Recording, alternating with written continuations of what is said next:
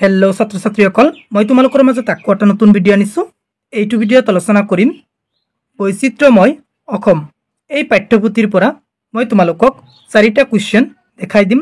এই চাৰিটা কোৱেশ্চনৰ ভিতৰত তোমালোক দুটা কোৱেশ্চন 100% শিওৰ কম্পাৰ্টমেণ্টেল এক্সামত কমন পাবা। যদি নোপোৱা মোক কমেন্ট কৰি কবা, যেটো কবা হেতুই মই মানি লম। 100% শিওৰ মই এইটো ভিডিওত যি চাৰিটা কোৱেশ্চন দেখুৱাই দিম এই চাৰিটা কোৱেশ্চনৰ ভিতৰত তোমালোক কম্পাৰ্টমেণ্টেল এক্সামত কমন পাবা দুটা কোৱেশ্চন। এতে আমি চাই লও কোৱেশ্চন চাৰিটা কি। প্ৰথম ইম্পৰ্টেন্ট কোৱেশ্চনটো হ'ল 1 নং কোৱেশ্চনটো চাবা। বৈচিত্ৰ্যময় অসম নামৰ দ্ৰুত পাঠত সন্নিবিষ্ট অসমৰ যিকোনো দুটা জনগোষ্ঠীৰ চুমু পৰিচয় দিয়া। এইটো কোৱেশ্চন মোস্ট ইম্পৰ্টেন্ট কম্পাৰ্টমেণ্টেল এক্সামৰ কাৰণে। এইটো কোৱেশ্চনত নম্বৰ থাকিব 4। নেক্সট ইম্পৰ্টেন্ট কোৱেশ্চনটো হ'ল 2 নং কোৱেশ্চনটো চাবা। তোমাৰ দ্ৰুত পাঠত সন্নিবিষ্ট অসমৰ যিকোনো তিনিটা জনগোষ্ঠীৰ বিশেষভাৱে বৰঙণি যোগোৱা একো জনকৈ ব্যক্তিৰ বিষয়ে চুমু টুকা লিখা। এইটো কোৱেশ্চন মোস্ট ইম্পৰ্টেন্ট কম্পাৰ্টমেণ্টেল এক্সামৰ কাৰণে। এইটো কোৱেশ্চনত নম্বৰ থাকিব 6।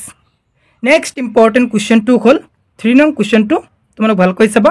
বৈচিত্ৰ্যময় অসম নামৰ দ্ৰুত পাঠত সন্নিবিষ্ট অসমৰ যিকোনো দুটা জনগোষ্ঠীৰ উৎসৱ পাৰ্বণ সম্পৰ্কে চুমুকৈ লিখা। এইটো কোৱেশ্চন মোস্ট ইম্পৰ্টেন্ট কম্পাৰ্টমেণ্টেল এক্সামৰ কাৰণে। নেক্সট ইম্পৰ্টেন্ট কোৱেশ্চনটো হ'ল 4 নং কোৱেশ্চনটো চাবা। তোমাৰ দ্ৰুত পাঠত সন্নিবিষ্ট অসমৰ যিকোনো দুটা জনগোষ্ঠীৰ বিশেষভাৱে বৰঙণি যোগোৱা একোজনকৈ ব্যক্তিৰ বিষয়ে চুমু টুকা লিখা। এইটো কোৱেশ্চন মোস্ট ইম্পৰ্টেন্ট কম্পাৰ্টমেণ্টেল এক্সামৰ কাৰণে। এইটো কোৱেশ্চনত নম্বৰ থাকিব 6। চাৰিটা কোৱেশ্চন মই তোমালোকক দি দিলো। এই চাৰিটা কোৱেশ্চনৰ ভিতৰত যিকোনো দুটা কোৱেশ্চন 100% শিওৰ আহিবই। যদি নাহে মোক কমেন্ট কৰি কবা, যেটো কবা হেতুই মই মানি লম।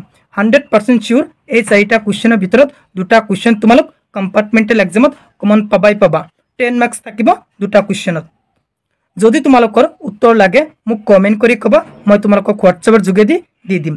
যদি তুমি মোৰ চেনেলত প্ৰথমবাৰৰ কোৱা মোৰ চেনেলটো সাবস্ক্ৰাইব কৰিবা। Thank you watching the video.